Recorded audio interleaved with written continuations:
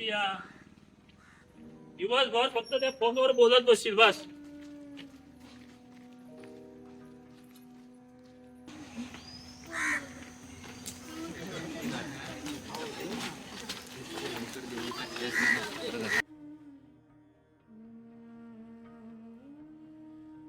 तेव्हाच किनवलीच्या बाजारात दिसली ना मला त्या दिवशी दोघा. बरोबर त्यांचा मोबाईल लपडा होता लपला त्यांचा काहीतरी लय लपडी होता ती. आणि माझा फोटो आहे तिचा